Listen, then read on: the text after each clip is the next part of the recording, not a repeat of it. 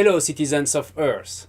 So you probably heard about this announcement made recently by The Guardian, a respectable journal in the UK, announcing the potential discovery of an alien signal from the Proxima Centauri systems.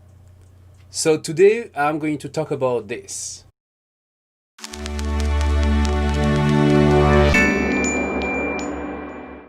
This article, and another one published in Scientific American, reports that in May and April 2019, so more than a year ago, astronomers used the Parkes telescope in Australia to listen to the red dwarf Proxima. This star is known to be active, and this study was basically part of the stellar flare study that they conducted over there. Shane Smith, a student, part of the Breakthrough Listen, a program funded by Yuri Milner to search and to characterize so-called technological signatures, signals coming from a civilization like ours. Check out those data. And he found a very curious narrowband signal at 982.002 megahertz in this data. The team inspected this discovery and confirmed its veracity. They named it BLC1 for Breakthrough Listen Candidate number 1.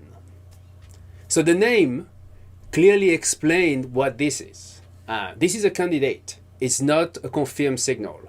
It's something interesting, but it's not something alien yet.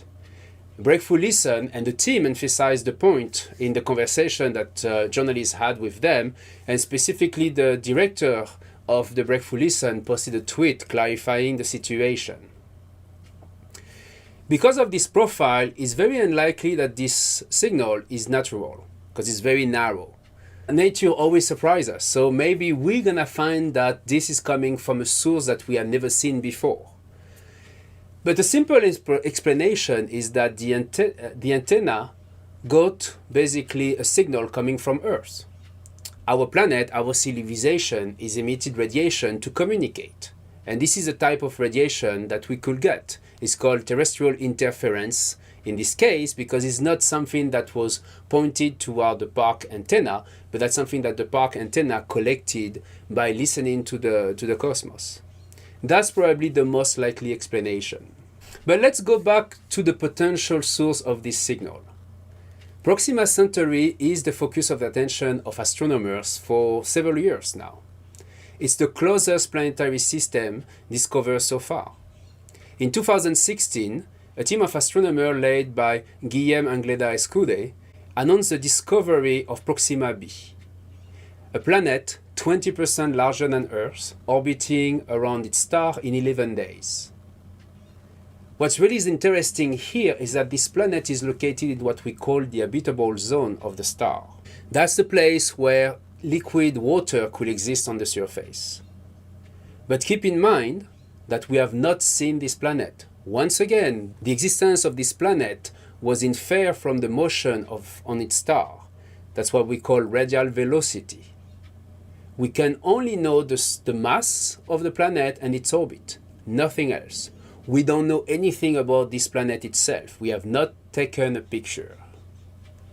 More recently, in 2019, another team of astronomers analyzed the same data and discovered a signal fainter of another planet, Proxima c, which is 7 times more massive than Earth and could be what we call a super-Earth or a mini Neptune.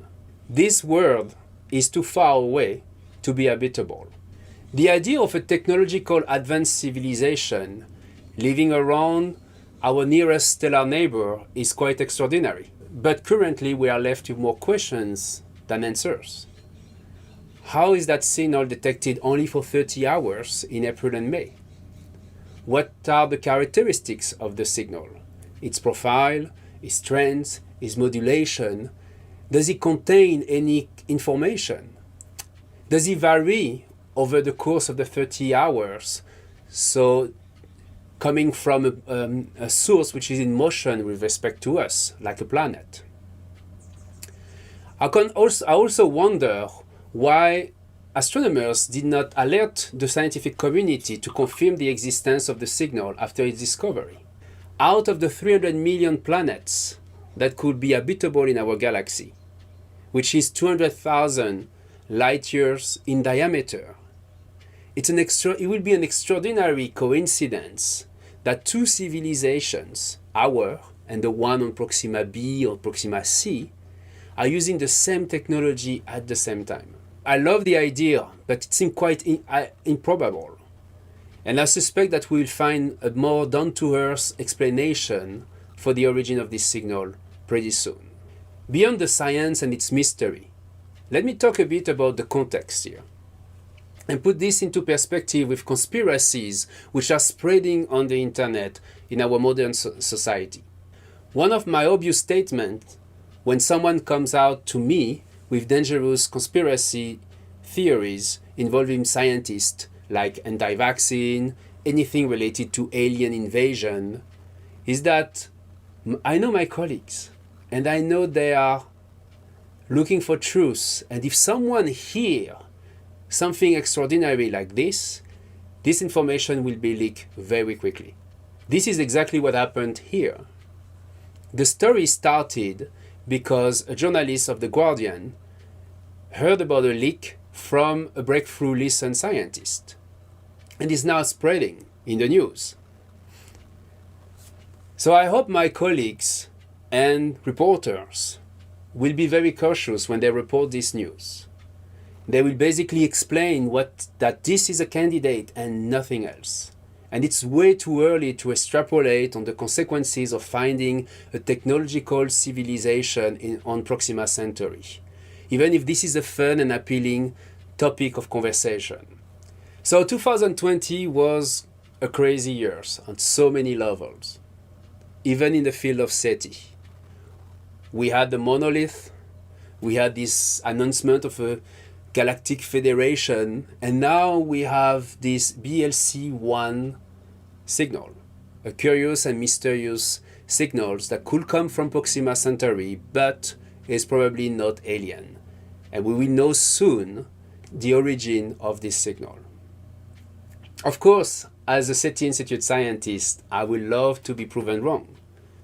But let's wait and see. In the meantime, please enjoy the end of your season and see you next year. Bye-bye.